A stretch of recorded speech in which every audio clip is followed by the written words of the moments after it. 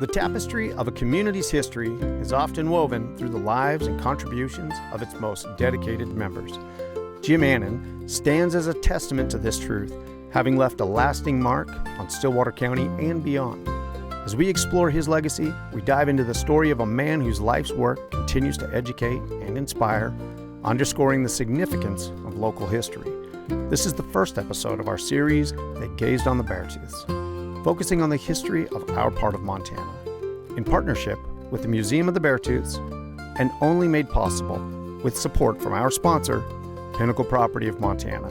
You can show your support by hitting the like button, subscribing, and sharing this episode with your history-loving friends. So, Penny, when we first talked about doing this, you were pretty adamant. Not adamant is not the right word, but you kept coming back to this saying, I would like to talk about Jim Annin and his contribution first. Can we talk about that first? And besides, I guess, the obvious, but what was your thought process behind that? I mean, of all the great stories, of all the history, of the timeline of where you can start talking about people in this community, why did you want to start talking about Jim Annin first? Because if it wasn't for him, we wouldn't have all this history. You know, doing the book, They Gazed on the Beartooths. And that is, these are the 3 volumes, what you're holding up right there that he created. These stay on my desk. So whenever I get a phone call or whatever and somebody wants to donate an artifact and they say it was from such and such family, I go immediately to this book and see if they're in here so I can know a little bit about the family and who I'm talking to and what might be in their collection. Is it also true then that, did he start the Museum of the Beartooths? How did the Museum of the Beartooths come into its origin story, I guess, really quick? And then, because I know that so much of what's going on over there, like you say, is based around his research and his contribution initially. He did donate to the Stillwater Historical Society. The Historical Society was actually started in 1976, and they had a makeshift museum in a trailer house in a building where Sunshine Apiary is today. And they soon realized that that wasn't really great for public viewing, so they sought out for another location. So they talked to the county. And then the Museum of the Beartooths was built in 1993. So the county actually owns the land, and the Stillwater Historical Society owns the buildings. Okay. Wow. So I'm sure he was part of that in the beginning. I get it. So I have a question. When was he born? When did he die? Like, what is the time frame that we're talking about? I was worried you were going to ask me when he died because I did not look that up. He was born in, was it 1890 or was it 1890? 1890. Okay. April 10th of 1890. So he spent, how long researching?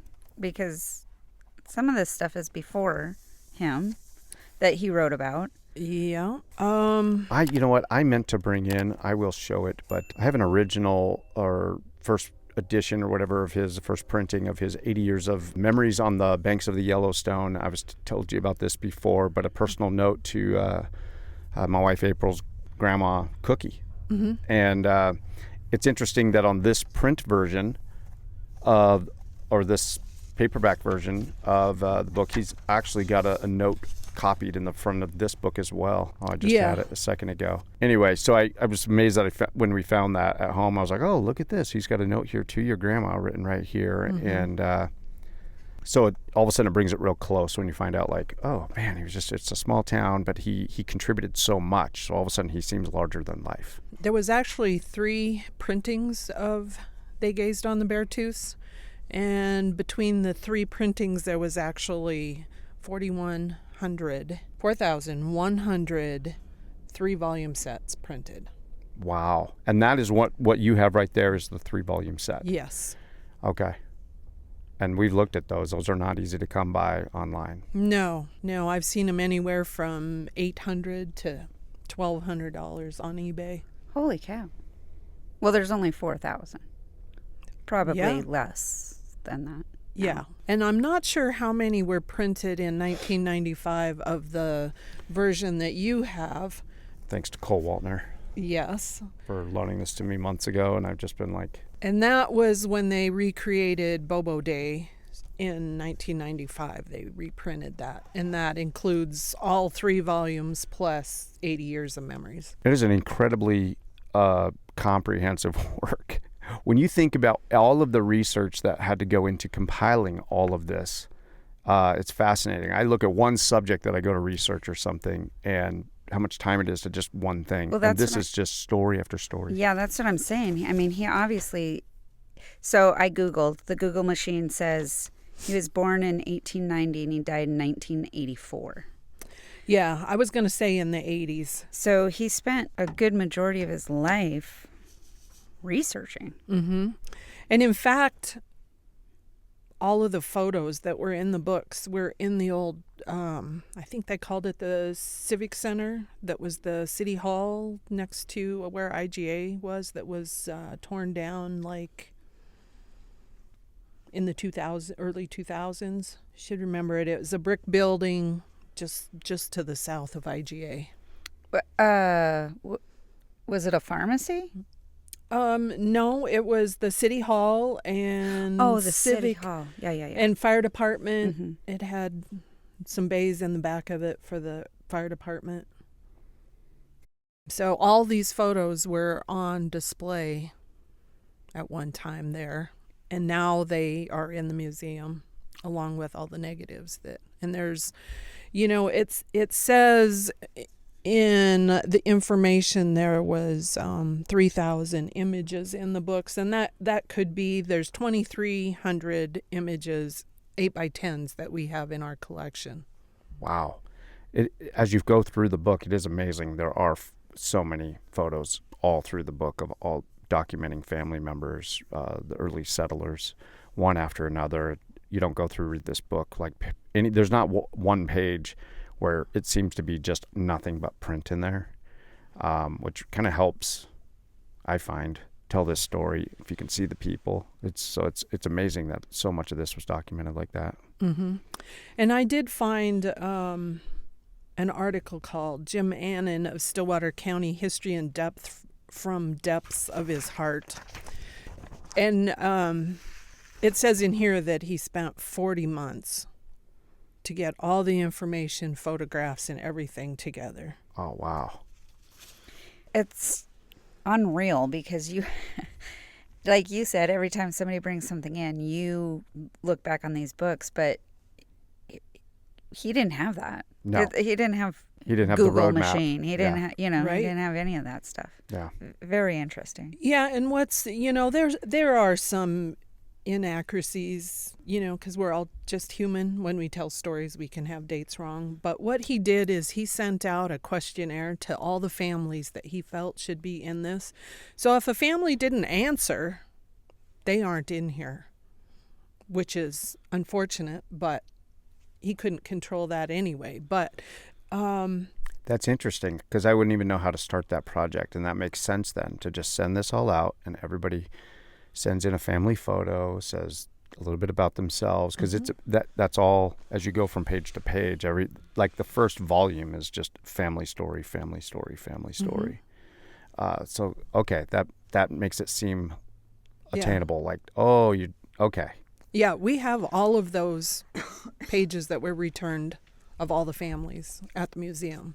So it's kind of fun if someone comes in to research and they say, well, I don't know who gave the information to Annin.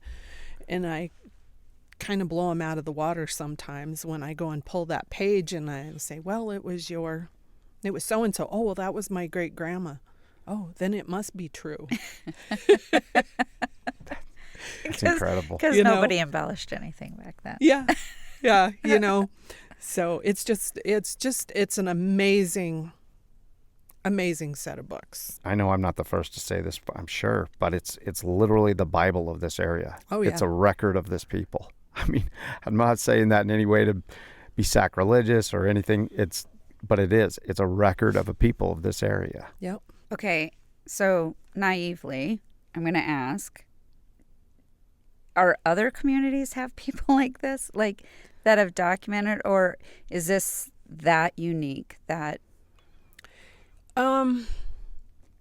And maybe you don't know. This one is pretty unique. We actually have several county histories at the museum that have been published through the years, but I haven't seen any of them that are this comprehensive. They're usually one book, a little bit thicker than one of these. For example, for 9 years, I ran the Carbon County Historical Society Museum in Red Lodge, and there was one that they had done, but it was like the size of one volume of these. Wow. Yeah, it is. I've never seen anything like it. I mean, when it comes to an area, yeah, I mean, it's pretty amazing. It's very amazing, and I'm hoping, glad I have it every day. Oh yeah, me too. I'm hoping that Cole forgets about his volume, and he won't now. No. Someday I have to give this back.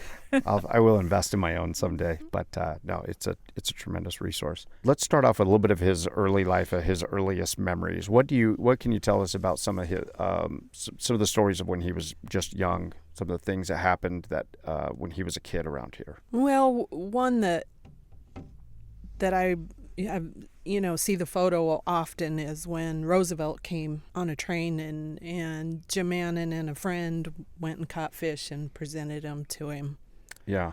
And that was, I think, in the 1904 Roosevelt campaign. Yeah. I've seen that photo many times as well. It's and him telling about how they caught the president's breakfast, and that shows a string of them with the fish there. I'd read somewhere, I think, that he talked about was that he was a part of a Christmas program here in town, and that he sang.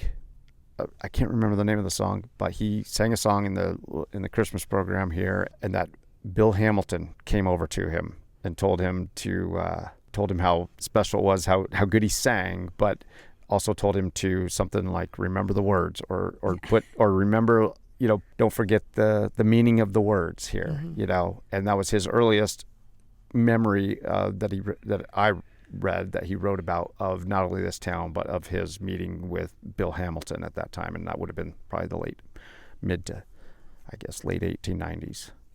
Yeah, well, if he was born in 1890, it would have been late 1890s or mid 1890s, somewhere in there.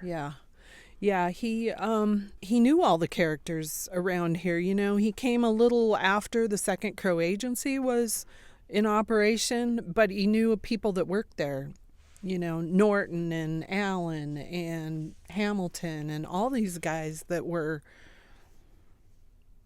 What was his profession? So after he did some time in the Army in World War I, and before that, he and a buddy had bought the Columbus News.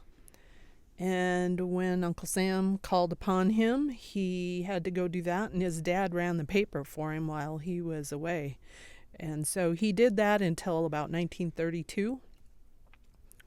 So that was the big part of his life. But he did go to school in Missoula, and then something happened. He wasn't real fond of that, and then went to Bozeman.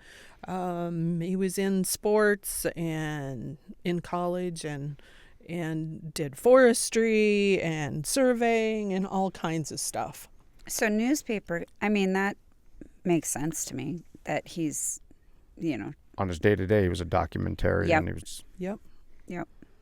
And his parents, do we know, besides his dad helped him, what did his parents do? Like, how did they have influence in his growing? His dad, they came from New York.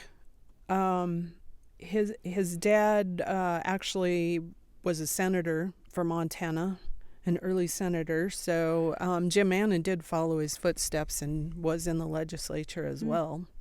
I think for about 2 terms or something.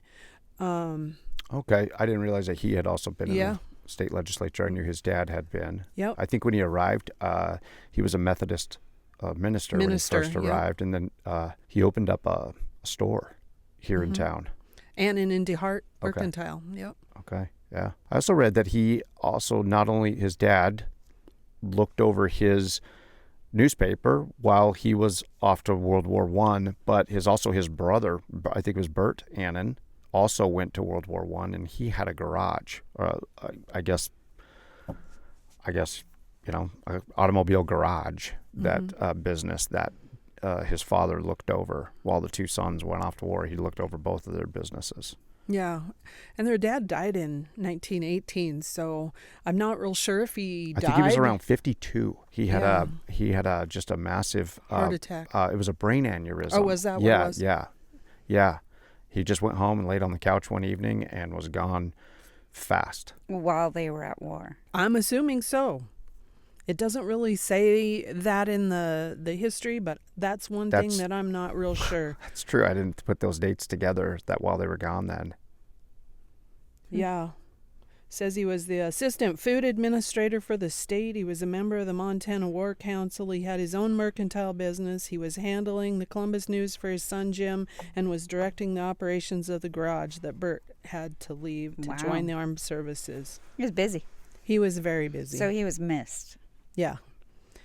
He was, from everything I read, he was a very well-liked citizen of Columbus.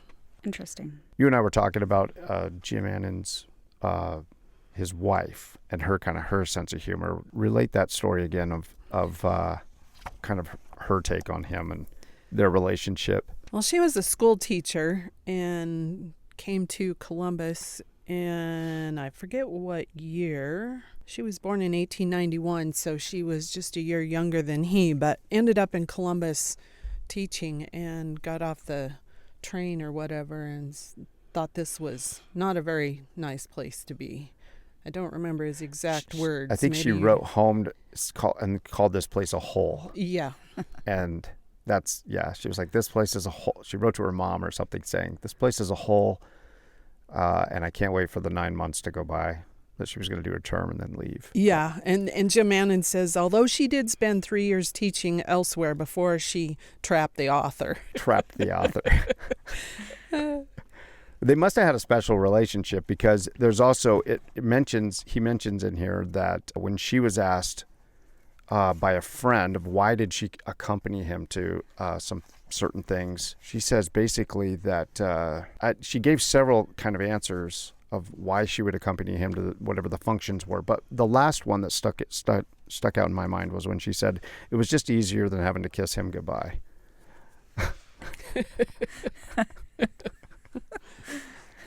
Just stay with him. Yeah.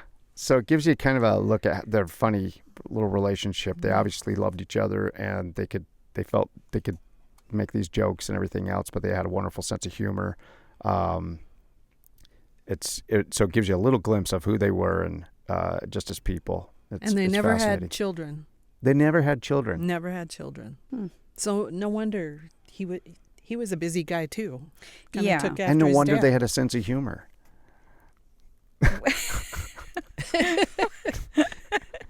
Well, I mean, it gave him extra time to be able to do things outside of, if you don't have kids. No wonder he had so much energy to go and accomplish so much. A little bit more time. More time, yeah. I'll take that out. Did he? A bad joke. Did he travel, or he just kind of hung out here all the time? I think he did travel some. I'm pretty sure, because we have his scrapbooks, and they did travel a little bit, but yeah. So he just had one brother. Two brothers, right? Bert and William Benedict Annin. And they must have left, or they stayed around? I don't really know. Well, let's see. William had 2 marriages in his life, and they had no children. Isn't that so interesting that you would have thought that they would have had The name did not carry on. descendants, all around here. Mm-hmm. Yeah, Bert had 2 boys. Yeah, very interesting family. Yeah, that's very interesting that they didn't have a lot of kids to pass that name down, as much as they were documenting families around here. That they didn't have a lot of family themselves. I didn't realize that before.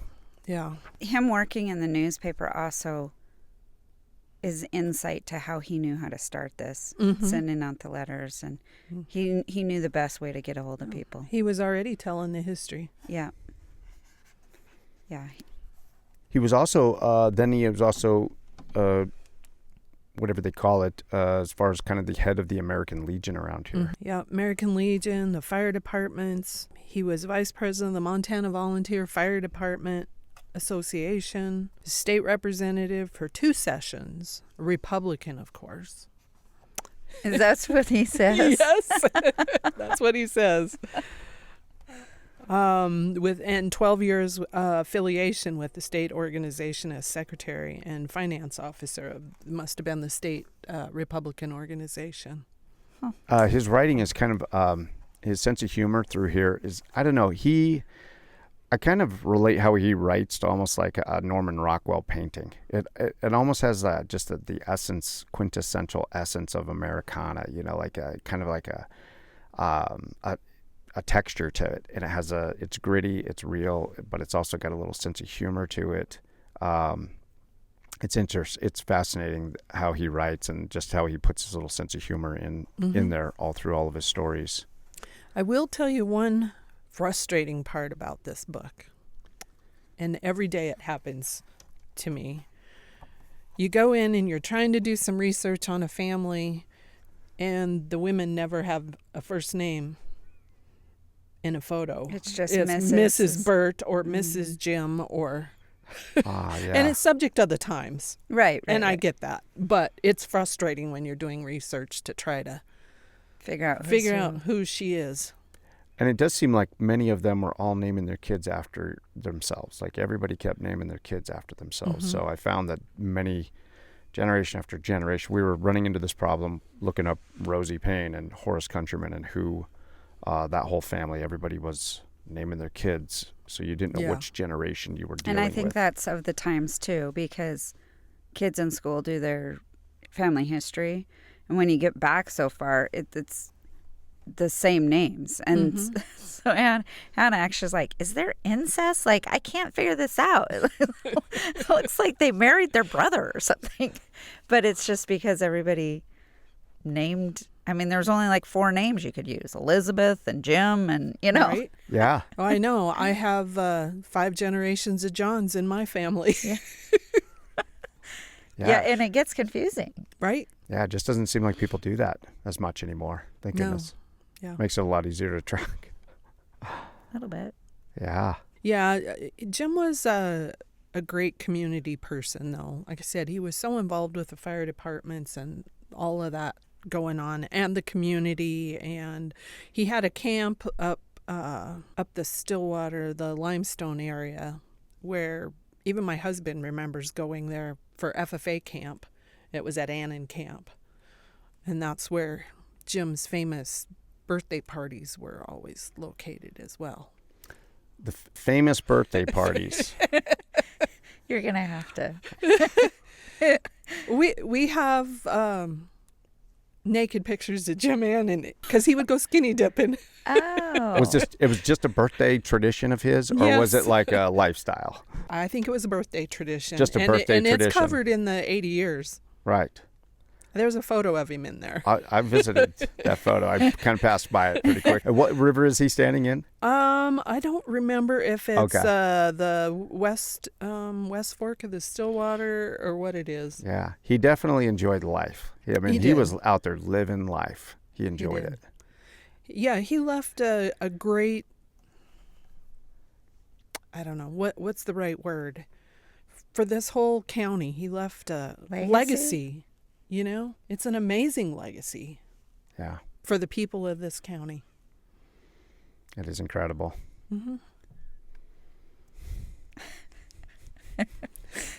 I'm not going to go look at the picture. We have it here. I'll have to post it. We'll blur it or something. Yeah. That's so funny, though. Yeah, even in his 80s, he was He went out and celebrated his birthday at the camp. at the camp. Yep. That's incredible. Yeah. Well, I mean, everybody wants to live like that. Be happy. Right. Carefree. He was also just had a lot of self-deprecating humor. Like he could make fun of himself, and he did it all the time. Yeah. What's that? I said clearly.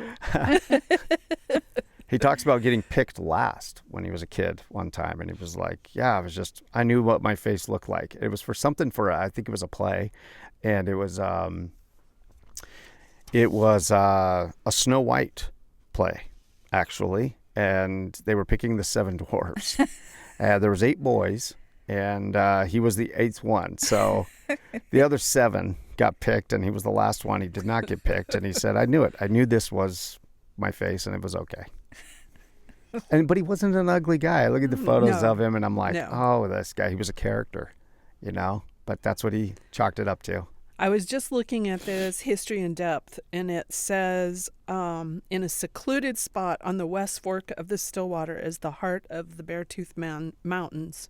In the heart of the Beartooth Mountains, Jim Annin worked on his trilogy, They Gazed on the Beartooths. He did more than half the writing there. And he asks in the foreword to Volume 1, to be forgiven if the writing exposes our love for these mountains and these people. And he quotes Robert Service, Dear Lord, forgive us, our literary sins, the other kind don't matter. So is that camp, is there anything still there that... Not that I know of. Really? That's too bad. Yeah. I'm actually trying to find. He actually ran into a famous World War I general, and oh my goodness, I can rattle these things off in conversation usually, and then when I'm sitting here with you, all of a sudden I forget their names. His name was Pershing. I want to say he ran into General Pershing. Yeah, that could be. In France, and the guy asked him, said, "Where are you from?" When he told him, I said, "Well, I'm from a little town outside of Billings, Montana." He goes, "Oh, I go to Billings often." And he's like, "Oh, well, I'm from Columbus." And he knew the hotel that the general liked to stop at in Billings, and knew the people there. And they sat and talked and had a real good connecting talk over Billings, Montana, and General Pershing's love of the state and loving to come through here. And it's a really interesting story about, wow, he just ran into this major, General Pershing is probably one of the only names I can rattle off from World War I of generals, if I were to rattle one off. And he's one of the most famous ones, what I'm saying. And Jim Annin just sat there and had a conversation with him about who they all knew and all the friends they had in common back here. Mm-hmm. Where did he meet him? He met him in France during World War I. And then after the war, he talks about, he ended up staying over there for a little while afterwards. He didn't come home right away. And he wrote a lot of poetry. Mm-hmm. That must have been a thing back then, because we have all kinds of poetry of Jim Allen and Colonel Allen and all these guys that were back then. If you didn't have to update your Facebook and come up with a caption, and I mean, that's... Didn't have TV. Yeah. If you're going to come up with something witty to say, you did it through poetry. Mm-hmm. It was probably taught in school better than what we do now. Probably. So. Yeah, that's true. I noticed that too. In a lot of these books, I mean, they're going through boom, boom, boom, poetry after poetry from lots of different guys. Yeah. Yeah, it's very interesting what he put together here, because like I said, he knew all the early characters in the area, and it's got to be the best history of this area because he knew them all. So how many interviews did he sit down and have with people? Do you know? I don't think he did very many interviews. I think it was all done with the mailer that he sent out to all these families and then got those returned. And Isabel Johnson helped write as well. She was lived up on the Stillwater out of Absarkey and was an artist and writer. So she wrote a lot of stories in here too. So we have all of her research as well. He was definitely the force behind it all. So how did he meet up with her to get that? Well, they were early homesteaders, so they homesteaded before 1900, and I am pretty sure Isabel was close to Jim's age. So they just knew each other and had a common interest. Mm-hmm. And in Columbus, I tell a lot of people, Columbus probably wouldn't have been here if it wasn't for that Second Crow Agency. That was south of Absarkey, because this ended up being a shipping point for supplies. south to the agency. And so Jim Annin's dad, having the Annin and DeHart Mercantile, Sure. that was a key company for them, as well as the Big 79 Ranch out in the North Country. They were getting carloads and carloads of shipments. And that was all Jim Annin's dad. Helps to own a mercantile. Mm-hmm. Yeah, they really knew everybody. They were really connected to everybody. Mm-hmm. Well, I mean, if you think about that now, knowing what his dad did and what he did, you have really two businesses that you're going to know most everybody. Mm-hmm. With a mercantile, everybody has to buy stuff at some point, right? Yep. And then the newspaper, you're reporting on everybody. And then also being in the state legislature, Mm-hmm. you're running for elections. Mm-hmm. So everybody knows you, knows your name, and you're out there trying to meet people and find out what their issues are. Yeah, so they were Jim Annin was the perfect one to compile these books. Well, I'm glad he did. It's been, I don't know, through the journey that we have been going on, producing little shorts, our little You Should Know series. It's just an endless source of interesting facts and history that we get to share. A lot of that is all I'm dipping in and out of this book. We are both going through this and just picking out these fun stories to present, and we wouldn't have any of those. It's interesting too, just the importance of history. I was talking about this with somebody the other day, and it just kind of struck me that this is probably a basic concept, but the more we know about our history, I feel like I think that the kids, why it's so important that if kids know our history as they grow up, is I feel like you just take better care of your community if you know its history. If you know the story behind something, you take care of it. But when you don't know and you're not invested in your community and you don't know who owns this or who put this here or that there, and you're not invested in it, then why do you care about it? And I think that's why you have more vandalism, or you have just whatever graffiti in areas and in communities. But when kids, I feel, are taught the history of things, Mm-hmm. you tend to value it more. And so as I feel that I'm getting older, it's like I'm gravitating more toward that history. I don't know if it's just a getting old thing. Is anybody else going through this? But I don't know. Just a me thing. I kind of like it too. I mean, it's interesting meeting up with you and doing the You Should Know things, because I didn't know a lot of this area till Milo introduced me.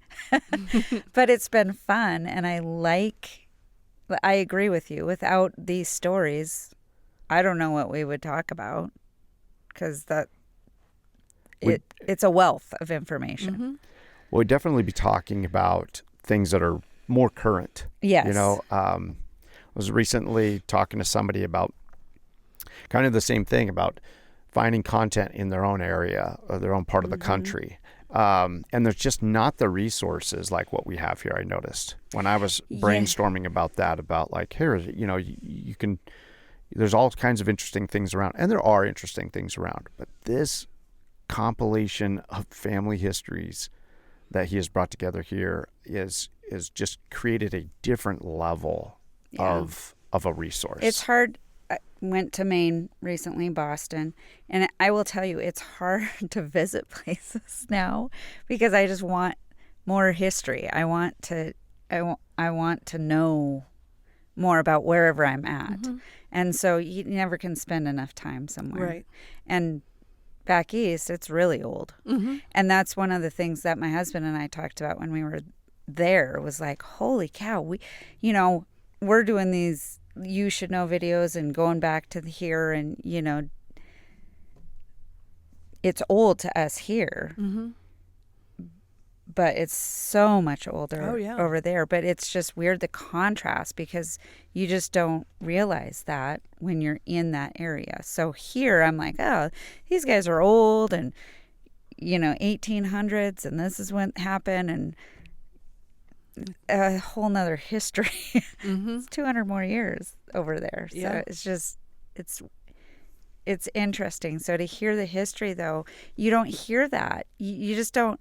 When I moved here, I didn't know this stuff. I mean, it's in our papers every once in a while, and the Casey Olson does a great job at the school of getting the kids into the history of the area, but you just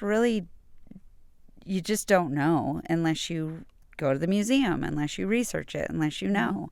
So now that I'm into it and I've heard some stories, it's very interesting there is so much history here. And it's hard to, good for you for having that job because you get to be in it every day. I do. It's fun, but I will tell you, I hated history in high school. Did you really? Yes. Wah, wah, wah. The big reveal. Yeah, just, and it's Penny really... comes clean. Yeah. It's really frustrating, too, now that I think back on it, because my family came to the Red Lodge area in 1899. Some of the Finnish immigrants that settled there for jobs in the mines. And I would bet I had a graduating class of like 42 students. And I bet half of that class were grandkids of immigrants. Wow. And Red Lodge's history is much like Butte.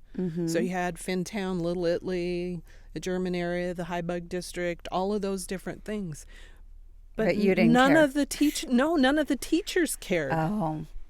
See, and I think what happens around here, I don't know that teachers, I don't know what they're teaching as far as history in the classroom, except for I know Casey Olson does his project. But I wonder that too, like, do the teachers know the teachers almost need a class on the history in this area, because you bring new teachers in all the time, which should be. I mean, new people are coming into the community all the time. Right. But how do you teach them about Engage them. Yeah. Yeah. Especially history teachers. Hopefully they would show an interest. Like the gentleman you were with yesterday obviously has an interest. But yeah, it would.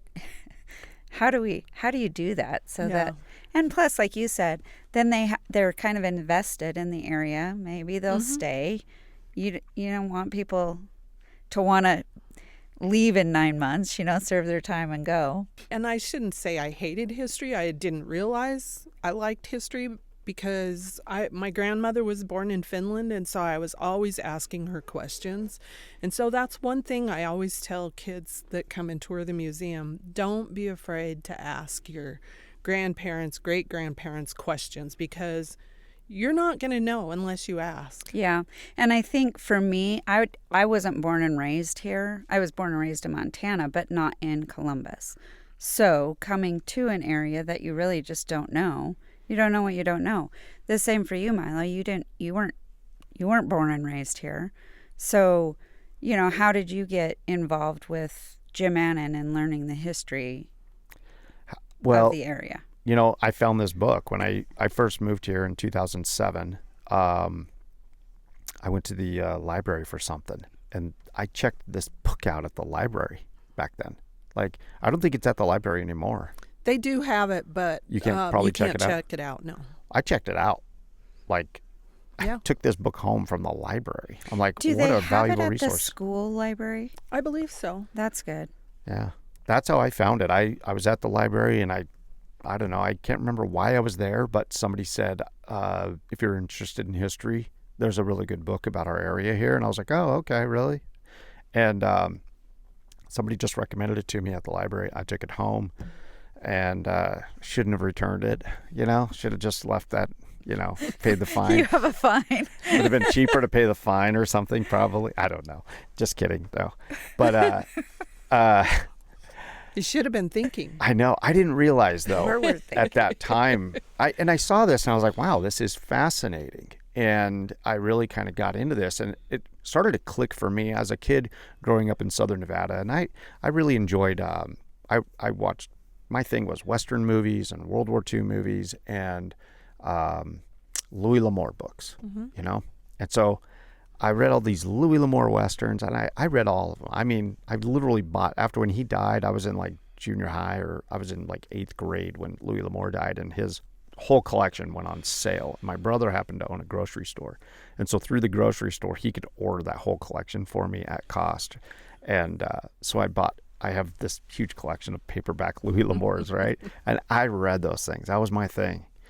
And I really got fascinated with the 1800s and just all the stories that are told in there. And he did a really good job of researching. And of course, he's just telling stories, but a lot of it is researched from people's diaries and journal. I mean, just all the journals and stories that he could collect from people. And he built his little novels. And so to come up here and then to find this is like, I'm like, oh, this is the type of resource material that this guy was referencing. Like this is, and so many of the type of stories that I saw in like old Westerns, whether it's old John Wayne's or the old Indian Wars, the Red Wars with Red Cloud and Red Cloud's War, all of these things I started to learn, oh, they all took place relatively close to this area. This right here is kind of an epicenter for so many historical things, so many conflicts, so many just impactful things to our nation happened within a 100-mile radius of where we are right here. Let's take a quick break for a You Should Know moment brought to you by our sponsor, Pinnacle Property of Montana. You should know about the Columbus Depot. Originally, it was the Stillwater Depot, a vital rail hub from the Northern Pacific Railway's golden era. In 1904, Teddy Roosevelt made a presidential campaign train stop here, captivating crowds and etching a momentous chapter in its walls. Local boys, Jim and Bert Annin, were asked to catch the president's breakfast in the nearby Yellowstone, and they represented us well. Today, the Columbus Depot stands as a testament to the transformative power of the railroads and a physical connection to this region's historic past.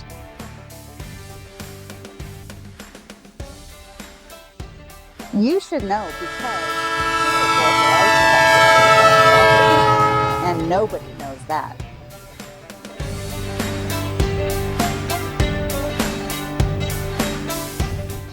That's right.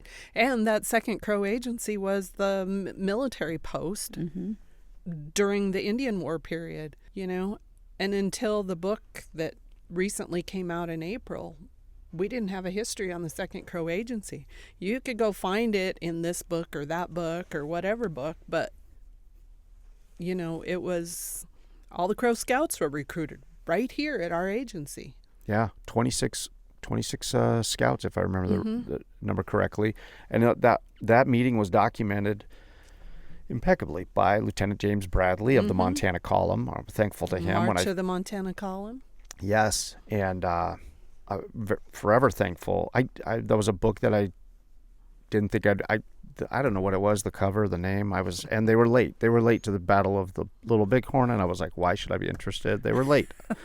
You know, so I got into that book, and now that is one of my favorite books now, that March of the Montana Column, and because he documents how they came right up through our community here, went up the valley. He describes the ride out to the Crow Agency just past Absaroka. He was very descriptive. He paints a picture of what this place was like in 1876. Yeah, April of 1876 is when that happened. And it's on page 39 if you're curious. I go to it all the time. Kind of a nerd, aren't I? For not liking history in high school. Yeah, it's Right? on page 39. That was Very descriptive. That was a flex right there. Yeah. Wow. It's funny. But I was fascinated that when you were showing maps and the display over at the museum, that, okay, here's the Crow Agency, but here's the building, here's the room that he's describing that this took place when they talked to all of these chiefs and these tribal elders that said, well, we can't speak for everybody. You know, they can come in and speak for themselves. Yeah. And he describes that whole meeting. They were very apprehensive at first. Yeah.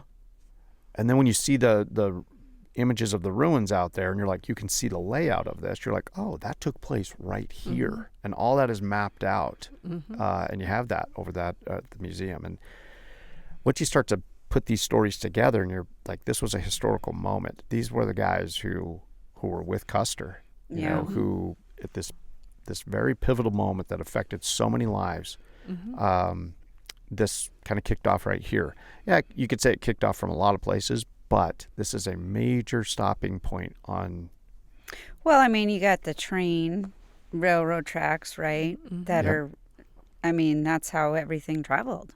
Yep. So a major, like you said, stopping point to go different directions was right here. Yeah, Yep. and that conflict was largely so they could get that train to come through here. They were, that's why they were out there when Custer went out here in, I think it was 1873, that they did I can't remember what they call it, but it was their exploration or expedition, whatever. It was about 1,500 soldiers. They came out here, and that's when he did a report on that there's gold in the Black Hills, which caused so many miners and so many people to come flooding into the Black Hills, and then, which was on tribal land. And anyway, so all of that then ends up kicking off, and he brought surveyors to survey to bring the railroad through, and there was a clause in the Sioux Treaty of I believe it was 1868 or 1869, that said, okay, we will cede these lands to you. We're going to pull out of our forts, but here in the small print, we're allowed to come through with railroad if we need to, or the government can come through in an official capacity. So anyway, they do that in 1873 to bring the railroad through, because they're like, hey, we got it in small print, and the Sioux were like, yeah, what are you guys doing out here? So it sets everything in motion for what happens there. Anyway, all of these events are all connected together. And like I say, as you say, the railroad eventually comes right through here. The Bozeman Trail cuts right through here. This was a major thoroughfare for all of these. Well, on the river, too. I mean, obviously travel down the river. And the steamboats that were traveling up and down the river. I mean, this was just a major thoroughfare right through here. So many of these, I don't know. Anyway, all the stuff that I was interested in when I was a kid, when I ended up moving up here, I start to piece all this together. This book really opened that up to me of like, oh, so many of the things that I have grown up reading about and seeing in movies, everything else has been right here. So in a way, Jim Annin kind of brought that home for me. And I don't think I would have, this book really made an impression on me. And for years, and I didn't have access to the book then for many years, but I still talked about it with people and everything else, and it really did kick off a passion here for what is the history here. So I'm thankful to Jim Annin for that. Yeah, absolutely.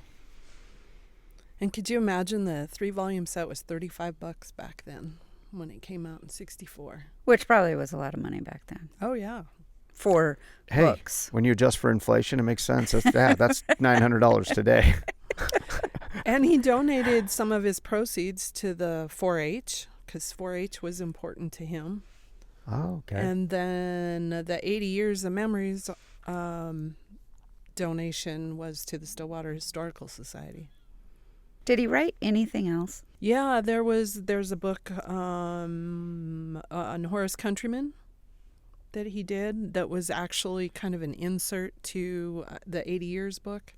It's just kind of a pamphlet. I wonder how much he was affected then by, or influenced possibly by, some of the older guys here in this community that also wrote their life stories. Because as a kid, he talks about when Bill Hamilton, when he wrote his My 60 Years on the Plains, Jim Annin, as a kid, helped to sell those copies. Like, I can't remember, I think they were like $2 or something for his book. And he mentions that about the honor of being able to help him distribute those $2 copies of his book. So, and Colonel Allen, he ran the store at the Second Crow Agency and then had a store here in Columbus.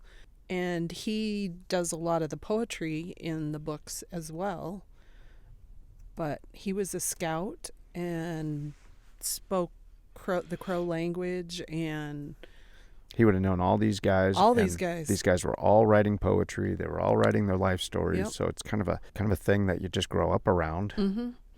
And in, I believe it was 1896, Colonel Allen gave some items to the National Museums, the Smithsonian today. And I read some information on that collection that he gave. There were 14 items, And at the time, that was the largest Native American collection to have been given to the National Museum. And 14. they were from this area. Isn't that amazing? Well, How do you? That is amazing. it's amazing to me 14 items were the largest, but Yeah. it isn't amazing that it's from this area. No, because it yeah. seems like this is kind of a central area Mm-hmm. of the Native American everything. Mm-hmm. Yeah. Like you said, 100 miles Yeah. radius is kind Mm-hmm. of around here where everything went down. And one year when I was traveling back to D.C., it's been about 10 years or so now, but I connected with the Smithsonian's anthropological collections, and I was able to go back and see those 14 items and wear my white gloves and actually handled them. And So what were they? So there was a crow hairbrush made out of porcupine. There was a child's dress. There was a man's shirt. There was an arrow with metal points that had two, they said, scalps hanging off of them. Of course, they were beaded round circles with the hair coming off of them. So it was more of a decorative kind of thing. There was all the items were crow except for one, and one was an Assiniboine headdress that was made out of buffalo horns and a goose. Wow. That was very interesting. Is there a way to actually look those items up now? Is it? How do you go about doing that? Yeah, You just- I actually found them online before. Okay, so you Yeah. can get on there on the Smithsonian and research that to see Yep. that collection. Yeah, I saw photographs of them before Okay. I got to go see them. So, and that's the thing. We have collected. Alan must have been a really good friend with Annin because there is weekly articles written by Annin in the Columbus News back when Annin owned it. And so it was like his life story that he was printing weekly. And he had a huge collection of Native American artifacts. And one article tells about him wanting to sell these items. And This is Alan? Yeah. Oh, okay.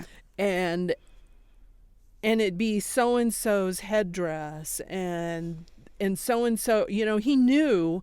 And so Wow. that makes me want to know more. That's Like, where cool. are these things? And Yeah. and if they're in a museum, do they know they were so and so's shirt or moccasins or whatever? Right. But it's all documented in the Columbus News by Jim Annin. Wow. And you have those original Columbus News papers, right? Mhm. Over there. We were flipping through some of those Stillwater bulletins and some Mhm. other things like that from the 1894 over there. 1894, 95, yeah.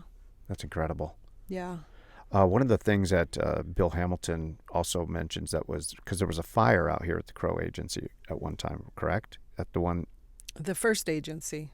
the first agency. Mhm. Okay, so that wouldn't have been the one out here by because No. the first agency was at Fort Parker. Yeah, Mission Creek exit there, Oh, the side okay. of Livingston. It was there for 4 to 5 years, and then it moved in 1885 to south of Absaroka, and it was there 9 years, and then moved to its current location. Okay, well then in 1876, what was this? That was the It was here. okay. Well, because Hamilton, he mentions that because he had spent many years traveling with all these other mountain men, and he Mhm. had a history handed to him, and this is kind of not related, but it's one of the sad things that gets lost to history, is that he said that his name was Bill, was also William. I can't remember his last name offhand right now, but he was an old mountain man that was widely respected. When he first left in 1840 to come out west, he was with this guy. This guy had actually spent years living with the Apache people, and he had taken their oral histories and actually documented it and wrote it all down into a huge manuscript that Hamilton had and was it was at the Crow Agency. I'm guessing that would be the Fort Parker one. And when he wasn't there, that fort burned down, and he lost this entire manuscript. And he said at that time, he's like, it was the only comprehensive and written history of all of these these people and their oral history. They had shared everything with this guy. He had written down everything, and it was lost in this fire at the Crow Agency. And he was like, that was the most, in his opinion, he says, I think something like that was the most valuable thing lost during that fire, was that history of those people. Yeah. Which tells you also the kind of man of who Bill Hamilton was. Because in today's world, there'll be people who look at him and are very harsh and critical of him. But it really does let you know, like, this guy, even though he was a man of the times, he was also a very deep-thinking, compassionate person who cared about people and cared about the histories of everybody. When back then it seemed like, there was a lot of people who didn't care about each other. And like those things that, like we're saying, they only had 14 artifacts. I mean, people weren't interested at that. A lot of people weren't. They were just like, okay, these people are savages, and that's just what a lot of people just chalked them up. But nobody took the time to appreciate culture and appreciate their history. So it's kind of interesting that Colonel Allen, it mattered to him. It did. And, and he was friends of the Crow. In fact, there's a collection of photographs at the Montana Historical Society, and we have copies of them in our exhibit, that Frank J. Haynes, who was the official photographer for Yellowstone National Park, getting people out here. And Haynes would stop here, get off the train, and went to the second Crow Agency, and I believe it was 1879. I think he was there twice, 1879 and 1880. But here Allen is in all those photos. And Norton, the Norton house next to the courthouse. Yeah, all these guys were there, And so Annin his family moved here at a prime time for him to learn all these people. Liver Eaton Johnson was here and helped Horace Countryman build the old log hotel, and almost died in the Yellowstone River crossing. How many people at that time that we're talking about lived here? Do you know? Is there like I think there was a couple hundred people is what I recall. So it makes sense to me, as you're saying, they all knew each other. It makes sense because we're not talking thousands and thousands of people. No. We're talking a couple hundred, and it's in this area. But the ones that we're talking about that all knew each other, well, they were all influential. Yeah, absolutely. So they're gonna know each other. And you're right. I think it just was all converged at the same time, and so. Calamity Jane, she was another one. They all would know each other. Yeah. And all wrote about each other. They were all like intricately involved in each other's lives and in what they were doing from a day-to-day perspective. That makes sense that there was that many people here. Yeah. And thankfully that's what it was, because if there was thousands, if it was like back east, you might not know these stories. You might not hear these people, or on a limited capacity. Right. When you brought up about how many of these guys are in all of these photos, how many cameras were walking around back then? Right. And isn't that interesting that somebody was snapping photos, like, the process of that at that period, I'm not. And just developing them and making them, I mean, it's not like you saw what you were photographing. You got one shot probably. Yeah. Yeah. Right. Yeah. Let me get under this little sheet here and open this panel and I'll count for a little bit, or whatever the process was. I don't even know. But I don't know if it was the old flashes that went off. I've heard about those old cameras too, and you were lucky if you got that picture. It's amazing that there's so many photos. Well, and it's, these photos in this Haynes collection, thank goodness he's pretty well documented because he was the official photographer for Yellowstone. Right. So all his journals and collections at the Montana Historical Society in Helena. It's an amazing collection to go through. In fact, we didn't know these photos existed of the Second Crow Agency until my friend Patty Molinaro was doing a book for us, and she went up there and she says, Penny, I think you need to come up here and look at these photos with me, because all we had was a ruins image of the agency. And there had to be, like you say, 1876, all the Indian War period, there has to be more photos. We just felt there has to be more than a ruins image. So I went up to Helena, and sure enough, I said, yeah. And then so we made those photographs available to people at the current Crow Agency and to the archaeologists who did a lot of the work at the second agency site back in 2011, and they took those photos and ran with it. They take a modern photo of the same location and say, watch this point on this hill, and it'll fade into the historic image. I mean, there's really no cool question that they're Wow, that's they're incredible. those. So It's incredible. yeah, so thank goodness we were able to find, there's only like 8 images, but it was a huge find. Yeah. Wow, that's incredible. I still think there's got to be more out there. Where, I don't know. Maybe. Yeah.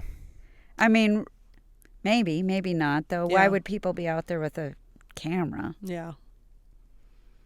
But But there was a huge event out of Absorky in 1951, a 100-year celebration for the first Fort Laramie Treaty, forcing tribes into certain lands. And they had this celebration in 1951, which my mom's side of the family lived south of Absorky when that was going on, and she remembers it. But there's very few photos at that time. In 1950. that's odd. 1951. Yeah. You would, Somebody's got some somewhere. yeah. So, Yeah. we've got a few, Wow. but I know people took more photos than And when did that go away? It's 51, it was still there. well, the buildings were gone by then because they Right. had taken a lot of the supplies to build the current Crow Agency. Okay. So there was bricks, and that was pretty much it. But they had this celebration, which a lot of Crow people came to, and they had their teepee set up and everything. Was that the picture of Jim Annin at that one? Isn't there a picture? Remember? It We could looked be. at I'm not. that. I thought it was Jim Annin, and is there a picture of him at that celebration? Well, I there's thought there other was, like- I'm celebrations not sure if because I remember that. We looked at something at some point, and it was some kind of Some celebration. some Do type you remember of a what I'm talking parade. about? Yeah. Yeah. Yeah. Well, when the troops from World War I came home, there was a huge parade here in Columbus Yeah. honoring Jim Annin and all the guys that fought in World War I. And then I think that's how he instigated the first Bobo days when the World War II guys came home. So there was another event then. And they also had a 25-year celebration, a 50 and a 75. And then, of course, we were the ones that put on, the museum was the one that put on the 100th anniversary of the county in 2013. But yeah, Jim Annin was a mover and a shaker. For Bobo Days, they served a lot of food. Wow. A lot of food. I don't have everything right here in front of me, but It was a big deal. he was, he raised a beef, and that entire beef was used for that celebration. Wow. Wow. Bobo days. Why Yeah. do we not celebrate that anymore? Well, the last one was when the last printing, the volume you have in front of you, And that was in 93? 95. I 95. believe. Oh, well, looks like we need one next year. I guess we're due. 125 years There you go. for our county. Well, no, not our county, because it was 2013. So what yeah. does Bobo Days stand for? That one I will have to look up. Let's look it up. Let's look it up. I think it's in the 80 years, isn't it? And so this 80 years, though, right? I picked this up at the bookstore there in the Museum of the Beartooths. Mm-hmm. So it's not focusing very well because it's looking at my face. Bam. Which I like buying the little books there because it does support the museum.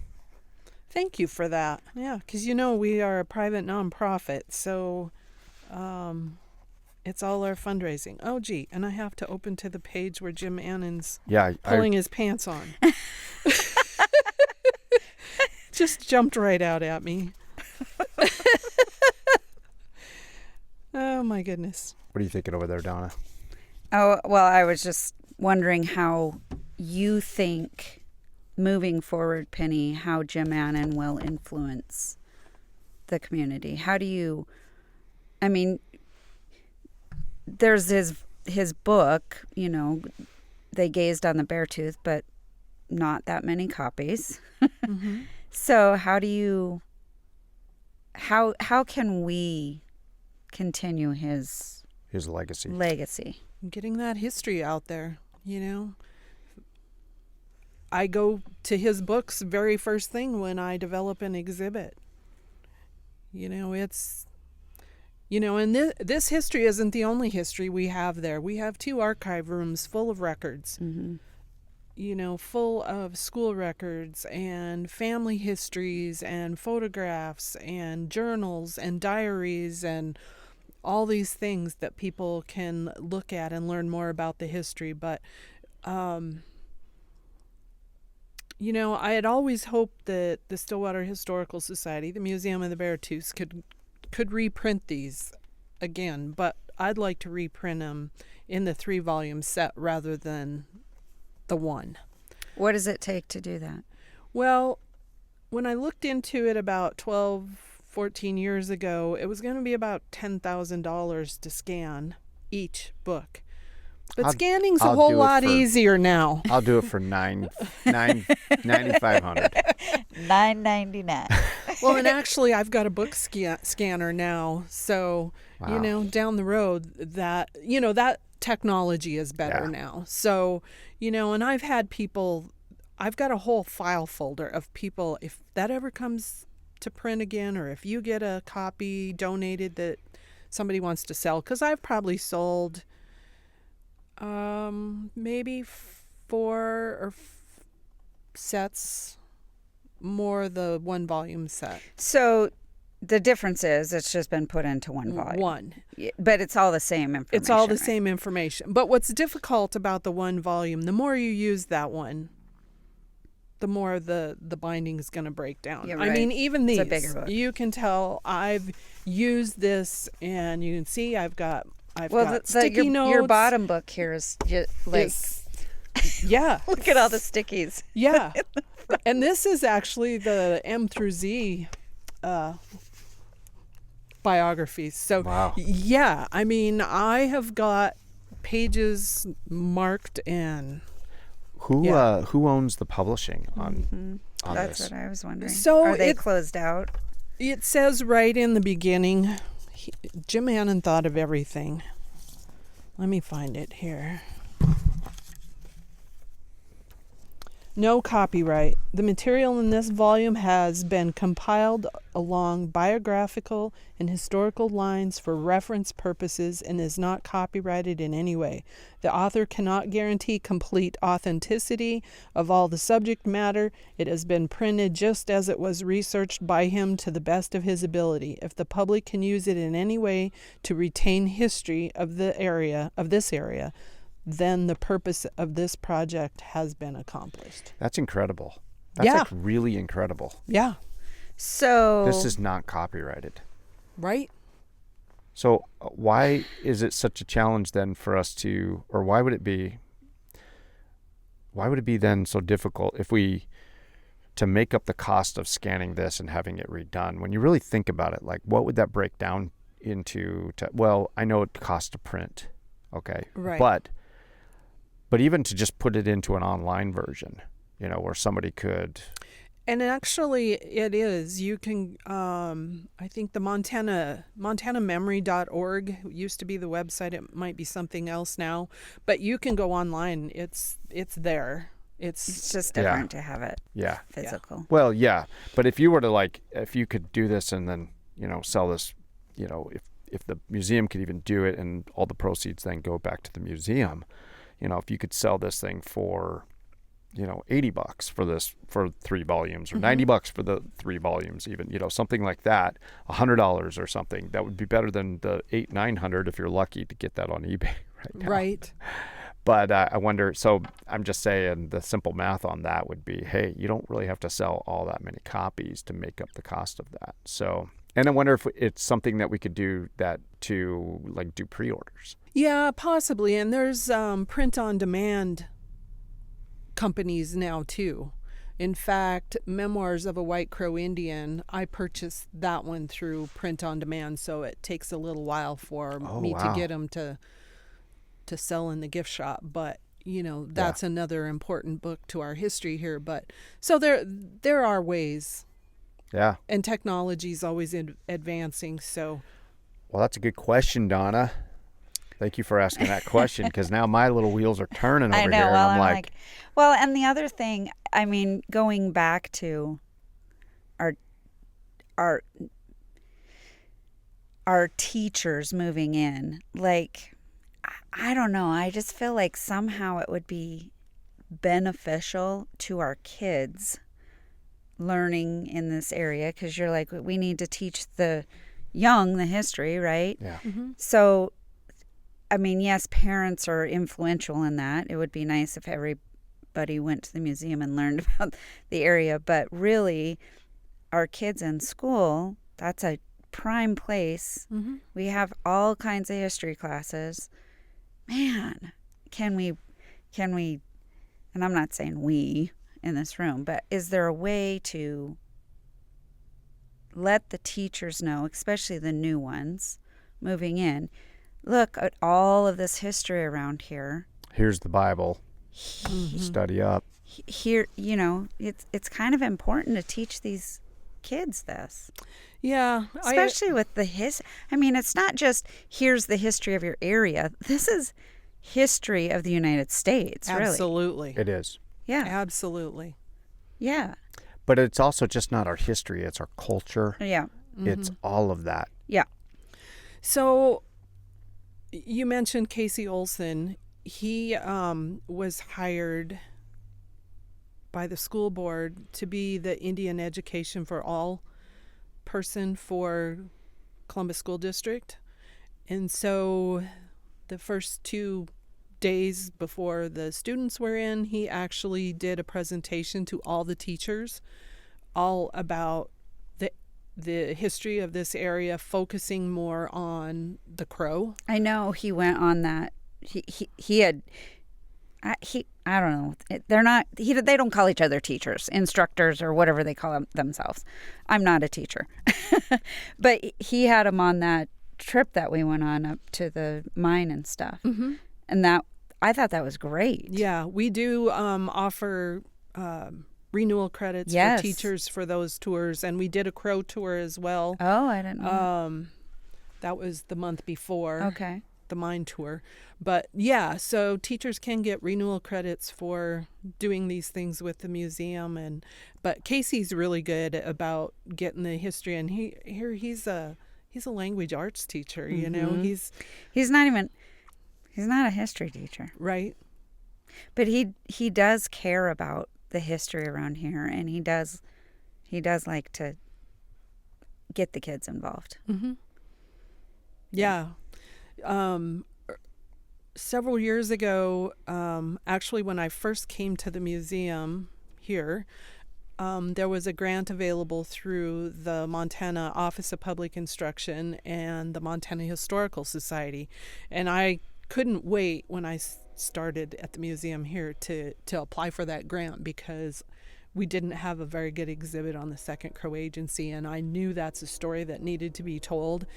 And so Casey and Dan and Johannes ended up being my two teachers because you had to have a 3-person team. And I could have had a volunteer and a teacher and myself, but I ended up with 2 teachers, which... And Dannon does do history. Yes, yeah. and he does a good job. So the 3 of us... and we had to use the students as well. So we have a driving tour brochure on the Second Crow Agency that the kids did the research, and then part of that grant paid for that brochure.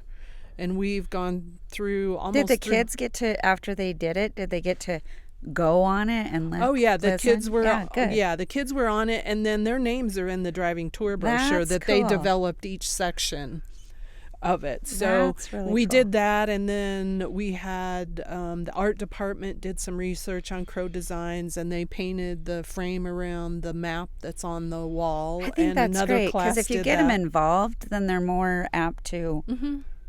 I mean, it's just like what we're doing. If you get me involved, then I'm going to... Yeah. But this was 16 years ago. So Yeah. we need to keep the kids engaged. Yep. And so the museum has been a hub. I mean, I do a lot of tours for 3rd and 4th, 5th, 6th grade. And actually, in a couple weeks, we've got a big crow event day that Casey Olson's planning for students, and they'll go to 4 or 5 different stops, and one of the stops is the museum and the West Hill, and so he's got that all planned out, and there's teachers involved with taking the students He's and very being good at yeah, that. it's a great project. And then I also get a lot of homeschool groups. I've got 20 coming in here in 2 weeks that want me to talk about World War I and the Spanish influenza period. So, the museum has been utilized by the schools really well. Good. But you're right. There's always new teachers coming in and getting And the superintendents and, right, getting them engaged. because we have a new superintendent, which is I would call the hub, right? Yeah. It kind of all filters down from there. Well, if the superintendent and the school board doesn't know about some of the history, if somebody comes to them with a project, are they going to be gung-ho about it? I don't know. Maybe if they're history buffs, maybe, but maybe not if they don't know all the history. Right. So, and I don't know how to do that. I'm just speaking out loud. It would be really cool. I mean, Casey does, and Dannon, I forgot Dannon was the middle school. But I like when they get them involved in projects like that, because it's so great. The other thing that I have done, and Joel Eklund has a new position. He used to teach middle school history, but I used to take artifacts into the classroom. And so if they were talking about Lewis and Clark, for example, I've got some educational artifacts that I can take in the classroom, and things that kids can touch and handle and think about and learn from. Yeah, when I was involved in MOPS, Mothers of Preschool Kids, we had a somebody that was talking to us about the different ways that kids learn. So some kids can sit in a classroom and just listen to a documentary and go, oh yeah, that's awesome.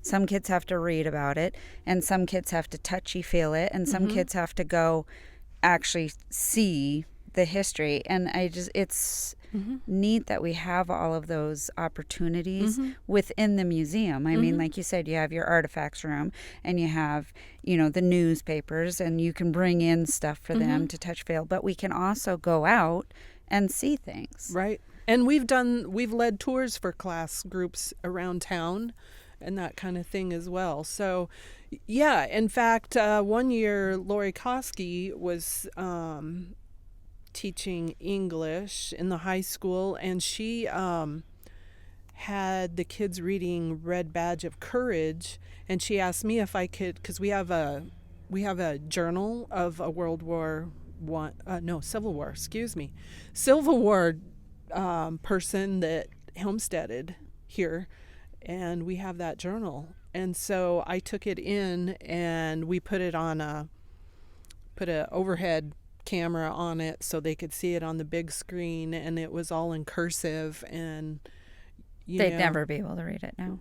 Yeah, they were having a hard time, but they did read it. But it was really interesting, and the kids comparing the book to the entries in the journal. And that's the thing. She's an English teacher. It doesn't just have to be history, because you can incorporate all of this into any class. Everyday life. Yeah. Yeah. Yeah. Yeah. Absolutely. Yeah. Just thinking out loud. Yeah. No, there's, we try to do whatever I just we think possibly can. It's awesome that we have the museum here, because not every small community has what we have. Mm-hmm. Very true. Because I go to towns and try to look for, when I go visit areas, or I try to find places like this. And sometimes you find them, but a lot of times you don't. Mm-hmm. And or nearly as in depth as this. And leading back to Jim Annin, right? It wouldn't be as in depth. We wouldn't have the information that we have. Mm-hmm. Tell us about how people can donate, or how does that work? I mean, people that they find things in their family. What type of things do you have that people donate that then brings value to not only the museum but the community? Well, for example, we had a framed 1876 Montana Territory original map donated to the museum a month ago. I think I showed it to you. Yes, that's incredible. It's an incredible piece, and you just don't know what's out there. But people contact me weekly with artifacts that they're cleaning out. I just had 2 boxes sent from Sacramento, California, that was photographs, interior photograph of a hotel here in Columbus, school pictures. Wow. It's awesome that people other states think to do that. Think that this would be important there. Yeah. Yeah. I've actually told people, they're cleaning out an old house or something, or, hey, I found this box. I don't even know what to do with it. I'm like, take it to the museum. Mm-hmm. There might be something in there. Mm-hmm. Even if you don't know, let Penny look at it. Well, right, because, I remember the first couple months I was at the museum, the community's recently lost Barb Henderson. Was she 96, 7, 8, somewhere's in there. Anyway, she volunteered for me early on, and I was trying to get the archive all organized and pull the photographs from the original documents and separate and organize and do all of that. And so she was going through the photographs, and there was a bunch of parade pictures, and she comes into my office and she says, well, this photo I think can be thrown away. It's a parade float from back in the 50s, but we don't know who's in it. And I said, well, I don't know. What's in the background? Well, before I knew it, she had the mayor from back then and all these other people coming into the museum to look at this photograph, because it was the gas station where the brewery is today. Oh. So she answered her own question, because which she lived right next door to. Right. And here this float did not cover up the gas station at all. Wow. So the photograph ended up going in the gas station file rather than the If you prints. do any kind of scrapbooking, that's the first thing that you know is don't cut everything out of that picture, because 10 years from now you're going to want to see history in the background. That's right. So I always tell people, if you don't know people in the photograph, we might cars, the building, cars, whatever. Buildings, date photographs. So don't cut that stuff out. And now, is there anything? Is any scanning being done where they're doing like facial recognition and assigning names? Because I can go through my phone and I just assign. I can go through there and say, okay, this is my mom. I put her name in there, and then it just goes through and identifies every photo that she's in, and it identifies her young, like old photos. That's scary. Because I do scrapbooking, and my it's called History, I think. My app that I put all my photos in does the same exact thing. Yeah. And the pictures I have of my kids to identify their face are baby pictures, and it knows from when they were itty bitty, 3 months old, to now Carson at 24. Yeah. It's weird. Well, I have to commend you for scrapbooking, because I really worry in this day and age, what are we going to have? Because I have thousands and thousands of photographs in our archive. Oh, I have And what thousands are we of going photographs, to, too. but what are we going to have Well, that's of today? That's the problem when we went. I mean, I came from taking photos with the film, and you took it out and you developed it, right? Mm-hmm. And so when we went from that to digital, I was like, you guys, just be careful.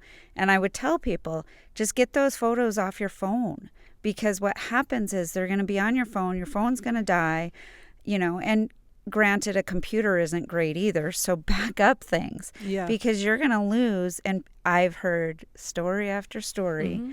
of people that have lost everything, and you can't get it back. Once your computer dies and you take it in and they're like, sorry, we can't, Right. it's gone. And I mean, people have been in tears because they have 10,000 photos on their computer and they've never backed it up. If you don't, just back it up somewhere. Mm-hmm. And now it's super easy because you take a photo and it can go straight to Shutterfly, or it can Right. go wherever. So just have a backup. But what are we going to have to put in museums Exactly. 100 years from Exactly. now? And I print Because them out. nobody prints them. I do. You're one of the few. But Yeah. yeah. And hopefully people will print them through Shutterfly. At least maybe they'll be in a book. Mm-hmm. Just printing the photos, not time consuming, but scrapbooking them or getting them into some kind of however you want to In order. order, that takes time, Mhm. and it takes a lot of time. Mm-hmm. So I don't know. I people don't do journaling anymore either. No. I mean, I remember my grandma sitting down every single night. She would take her calendar. Mm-hmm. So years and years of calendar. Every box is full of her writing what the weather was Mhm. and what they did that day. Yeah. Went to Which town. can't or be whatever. that big, but Mm-hmm. people just don't do that anymore. No. They just do it in a different way. Now they're like Facebook, getting- social media. getting a pumpkin spice latte. Yeah. So we know when every time they're getting a coffee, right? Or what they had for dinner. Yes. Right, Or, right. yeah. So I don't Yeah, know. you're right. They It's do just- it in a different It's way. kind of evolution. you And I know? think the other thing is, instead of taking 1 or 2 pictures a month, we take 100 pictures a day. Yeah. Right. I mean, it's just a different. it's a different medium, but people are documenting. They're just doing it in a different way. Yeah. It's how do you preserve it? Yeah, and, and it's a little bit different now with digital than when it first came out. Because Mhm. when it first came out, you really didn't have anywhere to put it. Mm-hmm. There wasn't social media per se like there is now, Right. where those pictures didn't go anywhere. Now they're for the whole world to see. Mm-hmm. Yeah. Wow. Well, I'm thankful to Jim Annin and these books he's written. He's left us an amazing legacy. It's going to be fun to dive more into some of the stories individually. We wouldn't have any of this if he hadn't put that time in. The time that we're talking about, that we're saying, hey, people, when are you going to find the time to do that? This guy found the time to do that.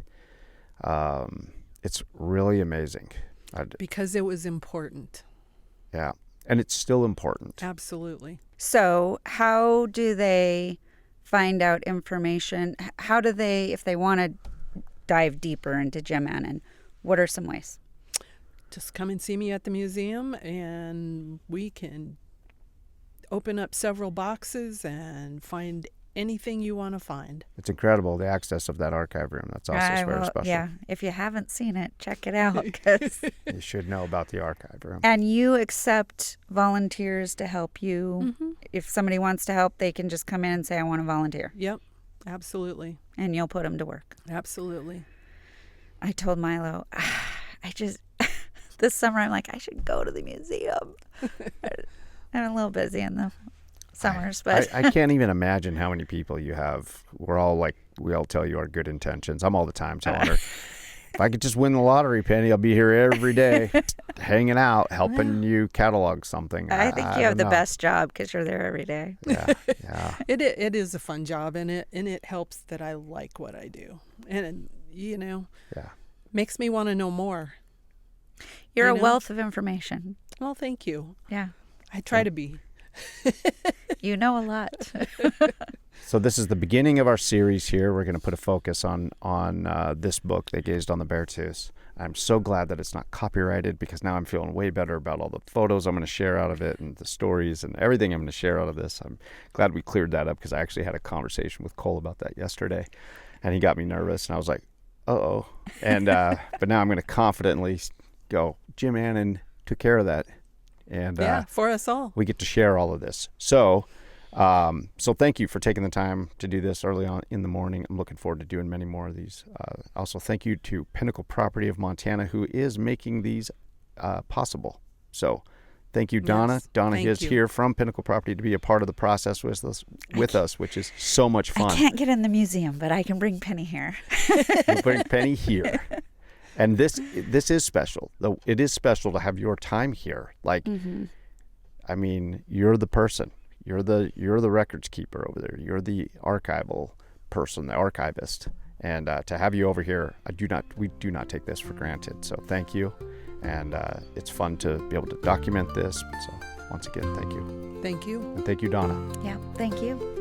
This episode of the Big Fat Podcast in our They Gazed on the Beartooth series was made possible by Pinnacle Property of Montana. Let Pinnacle Property of Montana help you make your Montana dream come true. Contact them through their website, pinnacleproperty.com. If you haven't already, hit that like button, consider subscribing, and share this with all of your history-loving friends. We'll see you next time.